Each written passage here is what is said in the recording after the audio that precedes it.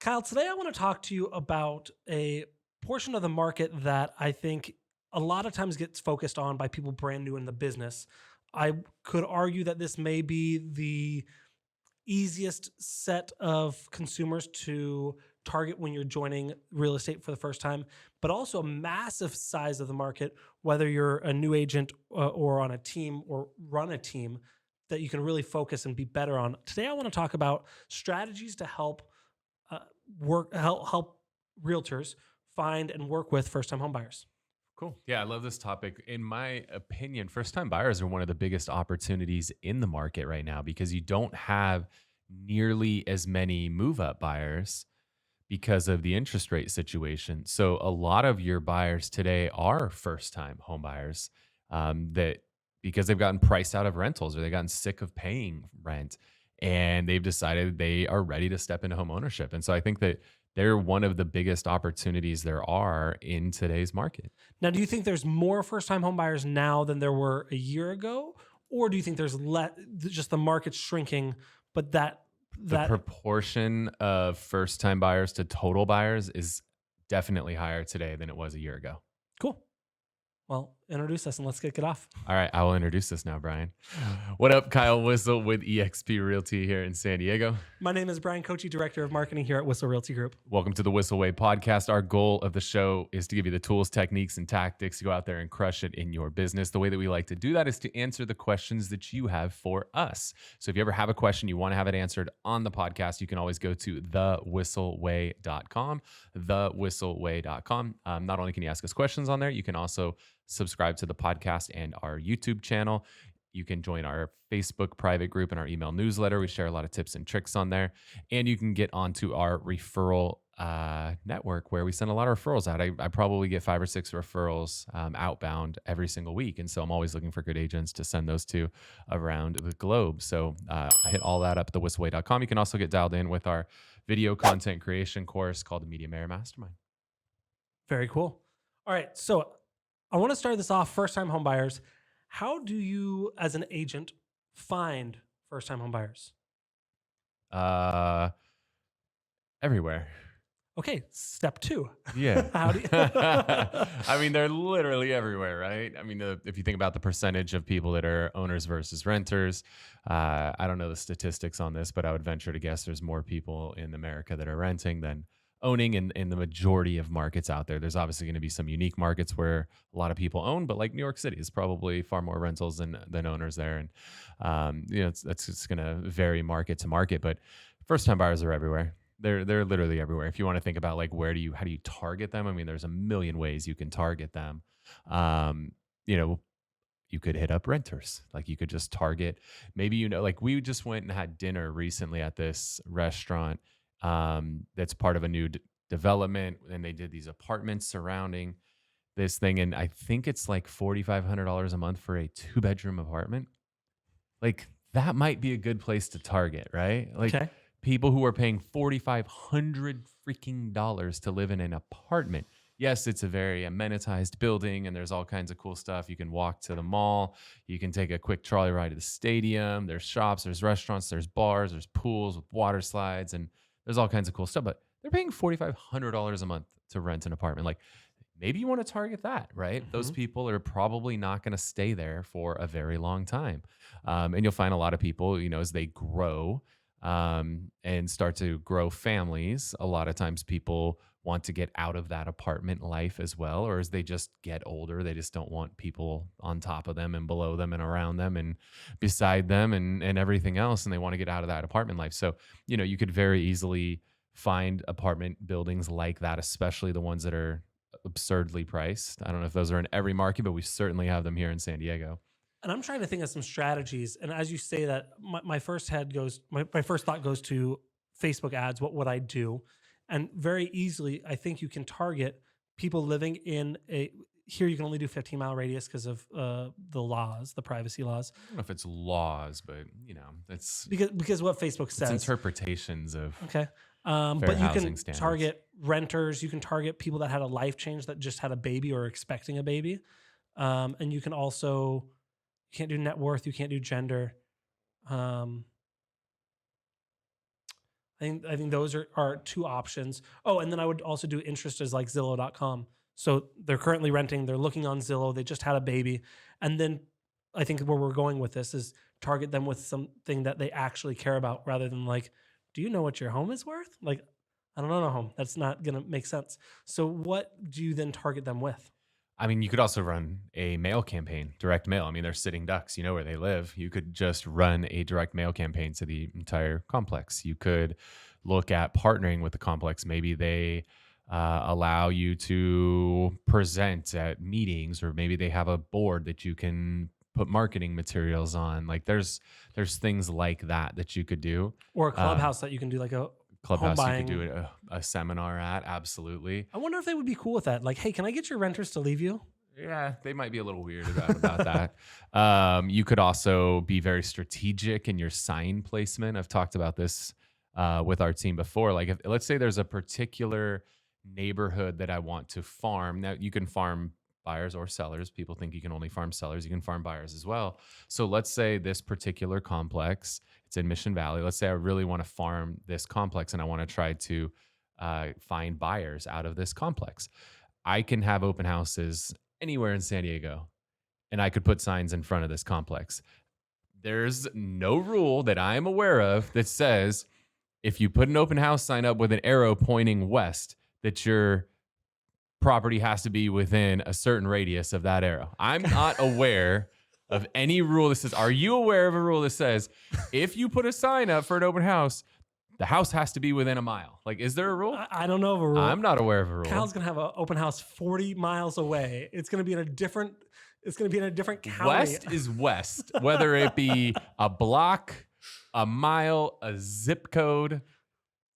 Who cares? There's no rule that says my open house has to be within a certain radius of a sign. So you do 20 signs in that area, and then one sign on the freeway, and then 30 more signs at the neighborhood 10 miles away. All right. I mean, don't play by rules that don't exist. I'm not aware of a rule that says I have to place my signs within a certain radius of the home. Maybe some cities are, have some ordinances that say that, but I'm not aware of any, at least not here in San Diego. I'm not mad at it. Yeah.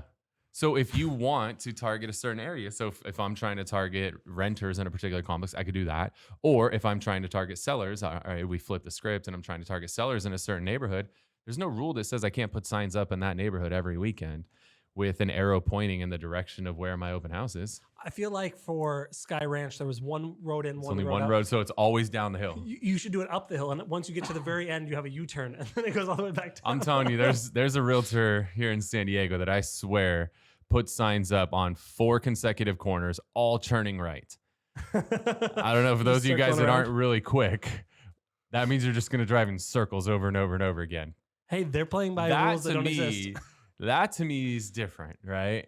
Like he's there. I don't even know if there is a house that's open. He's just driving people around in circles like a NASCAR race. Turn right, turn right. Like NASCAR's left. Left, right. It depends on the course. There's road courses. Okay. So people just drive around in freaking circles. All right. So I mean, that's one. The other one, which you started to lean into, is just running like we do these. We partner with one of our lenders locally that they run a lot of social media ads and do first-time homebuyer seminars.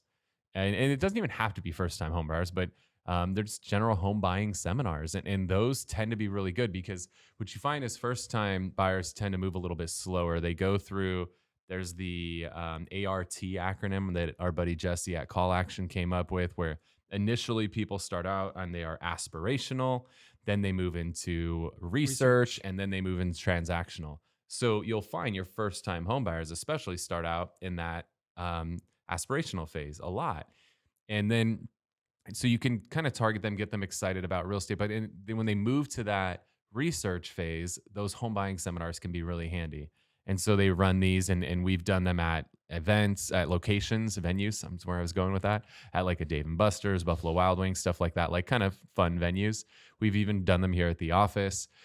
So just running seminars to draw people in has been a really effective way. Just running ads out there, and first-time buyers will latch onto that when they move from aspirational to research. And now they're like, hey, I want to actually learn this thing, because first-time buyers haven't done this before. This is their first time around. They want to do a little research. And most of them have, done some searches on Google and YouTube and TikTok and all that stuff to like watch some basic videos. But at this point, when they're actually like, hey, I want to go like really learn this stuff, think about the quality of that lead that they've registered for an event. It's like saw an ad, like, oh yeah, that's me, registered, then got in the car, drove to that location. Like that's a quality lead. Like I would argue that's a really good quality lead that's taken the time to do that. Way more than even an open house lead. Yeah. Way more. I Because like that. that was very targeted of like, come learn about what it's like to be a first time home buyer and the process and yada yada. And what's great about first time home buyers is one, so the downside, yes, it takes a little longer for them, right? They've got the aspirational, research, transactional. And it's funny you mentioned TikTok and YouTube. In my own personal experience, when I see things on TikTok, I'm in my aspirational phase. I want to learn a little bit about it. Sometimes I'll even search on TikTok just to kind of get a vibe for it. And I was talking to someone when I was looking to buy a car, and I was like, oh, I'm doing my TikTok research. I'm keeping an eye out, seeing what they're doing. But I said, I haven't done any of my YouTube research yet. And that's my research phase of like, okay, show me the 20-minute video that shows me how everything works. And then I'll watch like 9 of those. But anyways, that's why I wanted to connect that. What kind of content would you create around, like, talk to me about a funnel, an ideal funnel. We talk, and we can include the home buying seminars, but what does it look like? Well, is the goal to get them to come to this seminar or No, what? the goal is to get them to buy. The goal is to get them to buy. Yep. I don't know if you're going to find a better strategy than doing a home buyer seminar, Okay. especially because you get mass amounts of people into a room. Now, what is mass amounts? Five's mass. It's more than one. Could be 50, right? Even it just one depends. is great. Again, look at the ROI. Depending, unless you spent 30 grand on ads and you got one, then maybe not so good. Yeah. So But I think the initial goal is to try to drive people to come to your home buying seminar. And you can do that with targeted ads is obviously a very, that's like kind of the quick way to do it is to like push your targeted ads. But that does cost you money. So that's an easy way to do it. It's more of the check equity option. The sweat equity option would be things like door knocking a neighborhood and delivering invitations to come to a seminar. Like that's a way that doesn't cost a lot of money. Or YouTube, right? Like you talked about that, or even creating TikTok content. Like the YouTube content, what I've seen is actually, I've seen somewhat of an inverse, at least, well, TikTok and Instagram are a little bit different. So what I see is that if you can create some long form content on YouTube, people start to research like buying a home for buying my first home or what are things I need to know about buying a home and whatever. They start to research that and they get information, but then they decide, do they like this person? And then a lot of times what they'll do is they'll then follow that person on Insta and then they'll check this person out and see if this is somebody that they vibe with. Like, is this my person? I had somebody literally call me on Friday and the guy's like, you know what? I Googled, top realtors in Carlsbad and you pulled up and then I went on your Instagram and I checked out some of your videos and like, you're my kind of guy. Like, I find that a lot of people do that. Like people are searching out the agent that they're going to work with on social media. And they're actually like, they're going to go on there. They're going to look at your posts. They're going to look at your stories. Like be conscious of that, y'all. Like people are going to look you up and they're going to see like, is this my dude, right? Like, is Kyle my dude? They're going to judge you based on what they see on there. So be very conscious of like, what is somebody going to find when they find your Instagram? Now, if they find your Instagram and you're private, that's, in my opinion, hurts you. agree. You shouldn't have a private Instagram as a realtor. Like there's that saying, don't be a secret agent. Like what the hell are you hiding from? Like you shouldn't have to hide on there. You should understand that you're a business professional and social media is a huge tool in your tool chest that you should be using. So people should, one, be able to find you easily. You shouldn't be at Killer Kitty 69. Like get rid of that name that you had in high school. That's gone. Like be at Kyle Whissel, at Brian Coaching. Make yourself very easy to find. Somebody lands there. Your profile photo is a clear photo of your face so they can connect the dots on it. And then have it be very clear of like what you're all about. Like take the time to fill out your profile, make sure that your profile makes sense. Have a mix of like not just real estate content, but human content. So that you don't just look like a real estate robot. Like mix it up, show some personality and show who you are. If you have kids, if you have pets, like people love to see that stuff. It humanizes you. So I think that people do that a lot. They start on like a YouTube video, they go to Insta, and then on Insta is where you can also promote your upcoming events. So they started following you on YouTube and engaging in your content, and now they've come to your Insta And now there's like, okay, I like this guy. And then it's like, oh, look, this guy's doing a seminar. Like I should go to his seminar. Um, and so that's another way you could kind of funnel people into there. Like I said, that doesn't cost money, nor does like going out door knocking. Maybe, okay, it costs a few bucks because you're going to like print on paper to have something to invite people 47. to. But there's that. Then you could also go to companies. Like you could do some sweat equity and build relationships with companies. Maybe there's a new company that just, a new startup in town, or, you hear about some new company that relocated to San Diego. Like you could go build a relationship with their HR department and say like, hey, I know you guys have a lot of employees you guys are hiring and you're probably relocating some people from wherever you came from. I offer these home buying seminars. Would it be okay if we maybe put that out there to help some of your employees find homes here in San Diego? Like you could do that. There's so many ways, but I really think driving people to that home buyer seminar is key. I like that a lot, and I'm gonna back us up a little bit and then move us forward. And so one of the things that I like, so yes, we talked about All ads. right, Paul Abdul. I don't know what that means. I mean, I know who she is, but okay. So what I love a lot is creating series or on YouTube, it's different playlists. And so when I hear that, I say, okay, what can we see above that on the funnel? What's more top of funnel? And so what I would do is I would create a playlist on your YouTube channel that says, first time home buyer tips. And you go to Chat GPT and say, hey, you're a world-class realtor. You're targeting first time home buyers in San Diego. Give me a list of 30, 40, 20 video topic ideas that I can target first time home buyers. And then it's going to spit you out a list, then create those videos, right? Turn it into blogs for SEO. And so what you get some organic traffic, then you point them from there. If you're doing a home buying seminar in person, you can have the same URL. So seminar.kylewhissel.com, whatever. And that way you just update it each month. So you can always say, go to seminar.kylewhissel.com to see the next event.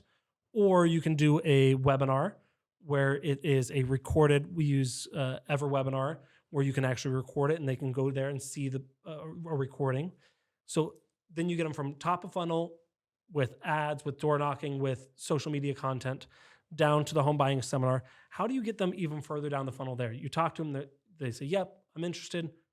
Cool, buy a house, buy. What's the next step? Yeah, I mean, so the next step is just, there's always a next step. And I think that's the thing a lot of people miss is they get happy that they had an appointment with somebody, or they get happy somebody showed up to the event, but like, now what? You should never leave an appointment or a meeting without an appointment or a meeting, right? Like you should always be next stepping. Like even if let's say I showed somebody properties today and like none of those were a fit, I shouldn't walk away from there and be like, all right, well, we'll keep an eye out for something new. And when we do, we'll go see it. Like, no, hey, what's your schedule this weekend? Are you free on Saturday? Yeah, cool. Let's block off a couple hours on Saturday to go see some homes. What homes are we going to see?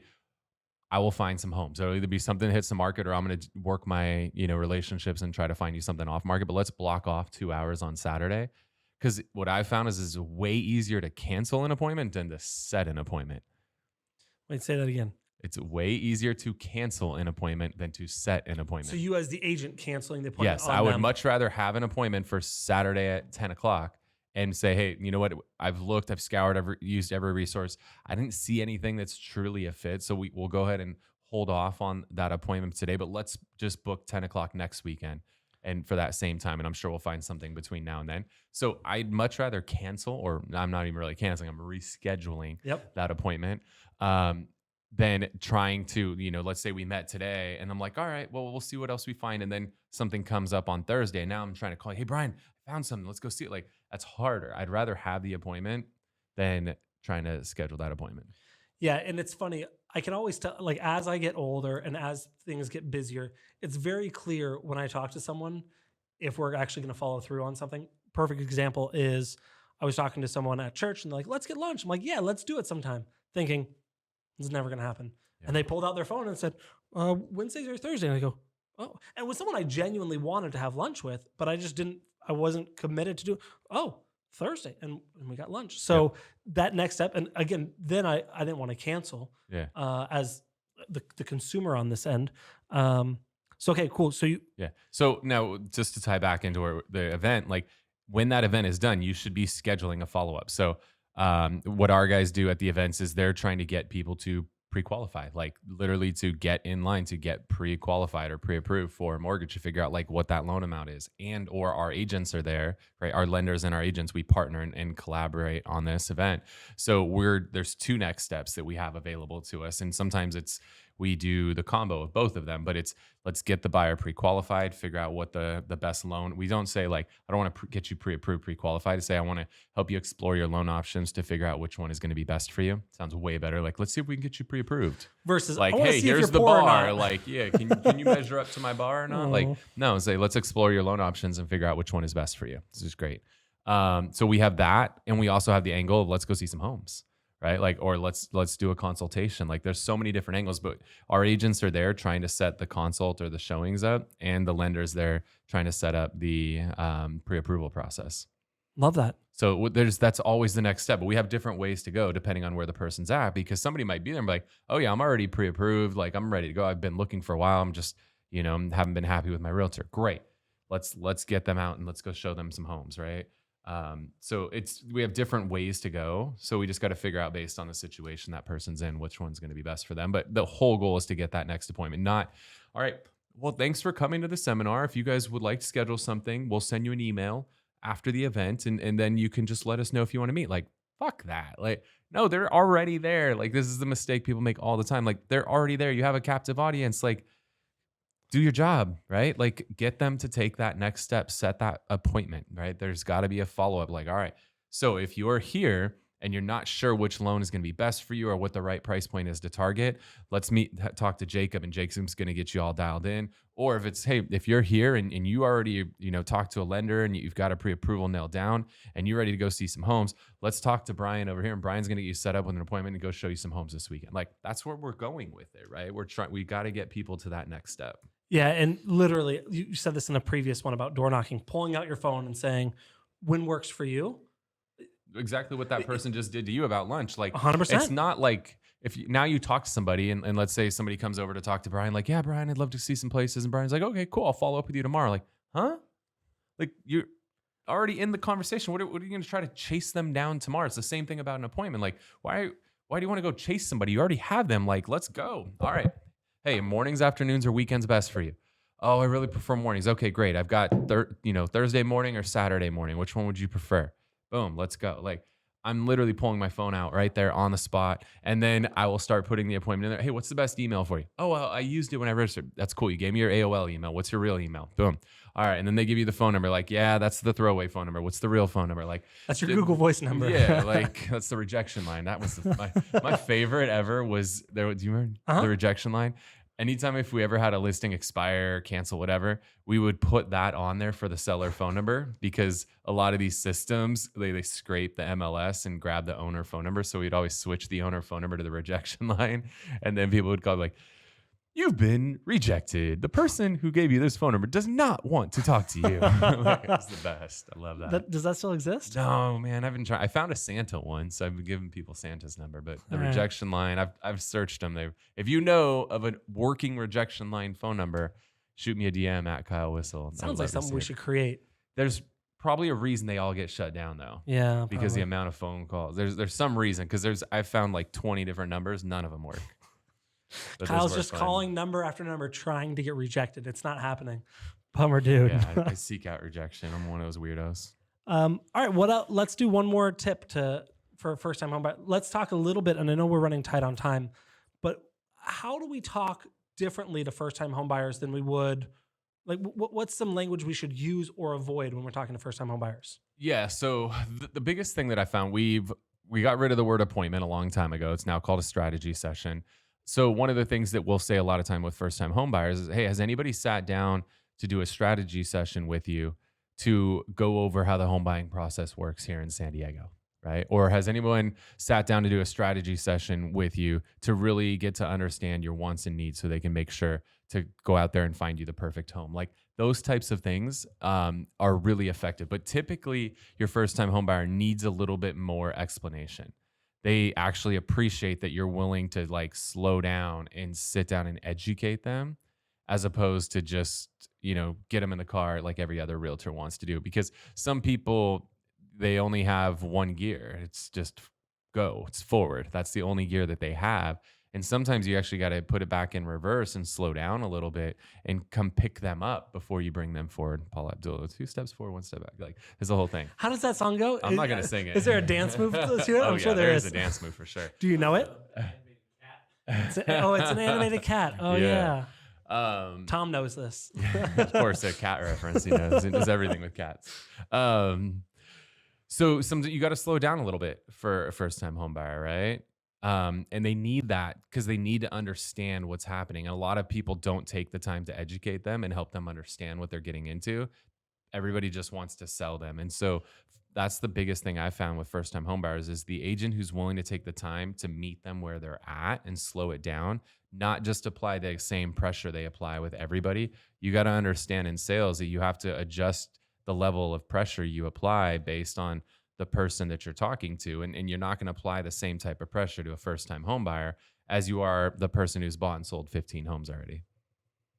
I really love the strategy session versus appointment terminology. I love the idea that we're next stepping them. I think so many times it's like they get excited. Cool, I'll call you later. And it's not, it's so much easier to ignore a phone call or not respond to an email. Those are all good backup plans, but that should not be plan A or Correct. plan B. Yep. Very cool. And then I love doing the home buying seminar. Seminars are everything. Like, just get in front of people.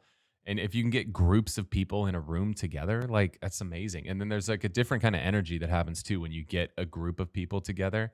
They feel less intimidated when it's not just them, and people are like, oh, there's going to be other people there. Okay, that takes the load off a little bit, as opposed to like having to sit down and closed door, just you and me talking. Like, that's a little intimidating to people. So this removes a little bit of that fear that buyers might have of having to sit down with somebody one-on-one. Very cool. Yeah. Cool. All right. Awesome. Well, hopefully you guys got some value out of that. If you did, if you're watching on YouTube, if you can hit the thumbs up button, let YouTube know that you enjoyed the show today. If you have a question, throw it in the comment section. And if you want more of our videos on YouTube, you can hit the subscribe button and the little notification bell to get notified when we drop new episodes. And if you're listening on a podcast platform, if you can make sure to hit the subscribe button on there, and then also write a little review about your biggest takeaway from today's episode. Those reviews really go a long way to helping us grow the show. So it's greatly appreciated. And then before we wrap, I want to share a little something we call our Whissel Widget of the Week. This is something we utilize in our business. It saves us time, makes us more money, or just helps us have a little more fun. Go for it. This was an app that I've used in the past, and I think I've even talked about it here. And then in a meeting that we had literally right before we filmed this podcast, I was like, damn, I should have used it here. It's an app called Fellow. I don't know if it's fellow.com, fellow.ai, I don't know. But what it does is it's kind of like a to-do list that connects with your calendar, and it can follow your meetings as you go. So perfect example, and they have different sections. They have an action items and talking points. Perfect example of today where I wrote out the agenda. I shared the agenda with people. Fellow can share it automatically, which is really cool. But then I was like, oh, I want to make sure we talk about this next week. Well, now I'm going to have to copy it and paste it and save it, and it's a lot more work. Fellow does it really easily. You do check boxes and it goes away. Really, really cool tech, something I haven't dug into enough, but something if you're doing especially recurring meetings, one-on-ones with your employees, meetings with your vendors or your sales agents, whatever you're doing. If you have a recurring meeting, check out Fellow. Actually, I think it's fellow.app or I don't know what it is. Don't ask me. Type in Fellow. No, I don't know, whatever. Figure it out. But Tom will put it in the show notes. I'll give him a link. But that's my widget of the week. Cool. Mine is just something if you really want to make sure to stay in touch with people that are either most likely to do business with you or refer business to you. Both Instagram and Facebook have a feature called favorites on them. So after you add a friend on Facebook, you can hit the friends button again, and it will give you the option to add somebody as a favorite. There's a limit, 20, 30, 40, something like that. People you can have saved as a favorite, but you can make it so that when your feed pulls up on Facebook, your favorites show up. Any posts that they've made show up at the top. So you never miss a post by one of your favorites, which is really cool. So helps make sure that you can engage with those people. And then you can do the same thing on Instagram. After you follow somebody, then you can tap that again and you can save them as a favorite. And then on Instagram, you can load a feed of everybody, or you could just load a feed of your favorites. And so now you could just see what your favorites are posting. Again, make sure you don't miss any of those magic moments in their lives and make sure that you stay engaged with them.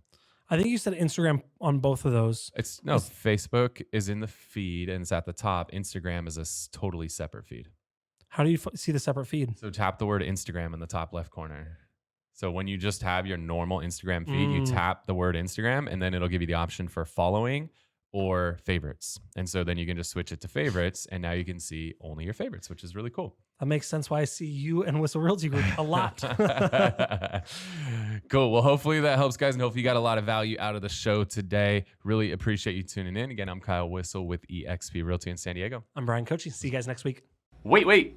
Before you leave, I want to share some more tips and tricks that we're using in our business to take it to that next level. Just click right here. And don't forget to subscribe. Click right here.